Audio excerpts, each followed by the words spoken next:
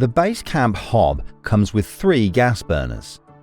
To use a gas burner, select the relevant knob, push it in, turn it round to the large flame and press and hold. Once you see it light, keep holding the knob in for a few seconds more to let the thermocouple heat up.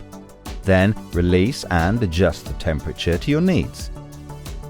The oven and grill both operate in the same way.